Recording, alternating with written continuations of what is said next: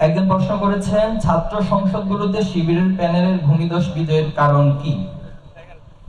প্রথমত আমরা আল্লাহর শুকরিয়া আদায় করি। আমরা মনে করি একজন ব্যক্তি হিসেবে, বান্দা হিসেবে আমাদের নিজস্ব কোনো ক্রেডিট নেই, আমাদের নিজস্ব কোনো যোগ্যতা, দক্ষতা কোনো কিছু নেই। আল্লাহ তাআলা আমাকে যতটুকু দিয়েছেন সেটাকে কাজে লাগানোর জন্য আমরা সর্বাত্মক প্রচেষ্টা চালিয়েছি, বাট ফাইনালি আল্লাহ তাআলাই বিজয় দান করেছেন।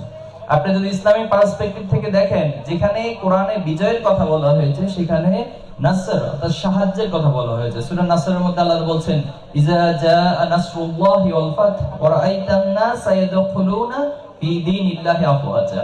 অর্থাৎ যখন আল্লাহ তাআলার সাহায্য আসে তখন তোমাদের জন্য বিজয়টা অবধারিত হয়ে যায়।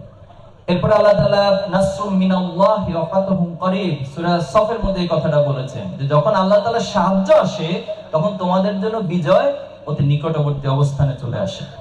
এরপরে বদরের যুদ্ধে আমরা দেখেছি আল্লাহ রাসূল সাল্লাল্লাহু আলাইহি সাল্লাম খুবই সামান্য কিছু সংখ্যক যোদ্ধাকে নিয়ে, মুজাহিদকে নিয়ে কাফেরদের বিশাল একটা বাহিনীকে, তার মানে 3 গুণ সৈন্য সংখ্যা বেশি ছিল এবং অস্ত্র শস্ত্র এবং দুনিয়াবি যে প্রোডাক্ট বা উপকরণ, সেই জায়গা থেকে আল্লাহ রাসূল সাল্লাল্লাহু আলাইহি সাল্লাম দুনিয়ার কম্পারিজনে স্টাডিতে অনেক পিছিয়ে ছিলেন। কিন্তু আল্লাহ তাআলার কাছে আল্লাহ রাসূল সাল্লাল্লাহু আলাইহি সাল্লাম দোয়া করেছিলেন যে আল্লাহ, আমরা যদি আজকে কোনো কারণে কাফের শক্তির কাছে পরাজিত হই, তাহলে তোমার দ্বীনকে, তোমার ন্যায় এবং ইনসাফ প্রতিষ্ঠাকে, তোমার পক্ষ থেকে যে পাঠানো দ্বীন, হক, দ্বীনুল হক, সেই দ্বীনে হককে প্রতিষ্ঠা করার মতো, প্রচার করার মতো মানুষ থাকবে না। এজন্য তুমি আমাদেরকে সাহায্য করো। আল্লাহ তাআলা সেখানে সাহায্য করে। লাকাদ নাসারাকুমুল্লাহু বিবাদর, আল্লাহ রাসূল বদরের মধ্যে সাহায্য করেছেন দেখেই এত শক্তিশালী একটি বাহিনীর বিরুদ্ধে আল্লাহ রাসূল সাল্লাল্লাহু আলাইহি ওয়াসাল্লাম জয়লাভ করেছে।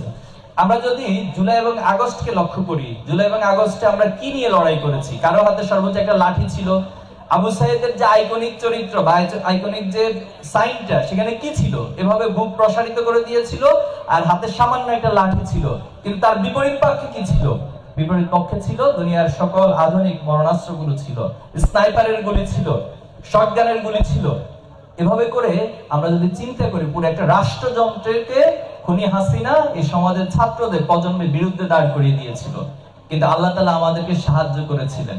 আল্লাহ সাহায্যের কারণে যে খুনি হাসিনাকে বিগত 15 বছর এই সমাজের রাজনৈতিক দলগুলো থেকে শুরু করে প্রত্যেকটা জায়গা থেকে চেষ্টা করা হয়েছে তার যে অন্যায় সেটা প্রতিবাদ করার এবং তার পতন ঘটানোর জন্য, কিন্তু পারে নাই। আমরা একটা পর্যায়ে এসে দেখেছি আল্লাহ তাআলার সাহায্যের মধ্য দিয়ে সেটা এই সমাজের যুবকরা, এই সমাজের ভাইয়েরা, বোনেরা, বৃদ্ধ থেকে শুরু করে শিশু পর্যন্ত সবাই আবাবিল পাখির মতো হয়ে গিয়েছিল। আপনারা জানেন আবাবিল পাখির একটা ঘটনা আছে সূরা ফিলের মধ্যে। সেখানে আল্লাহ তাআলা বলেছেন, দেখিয়েছেন সে প্রেক্ষাপটে যে যখন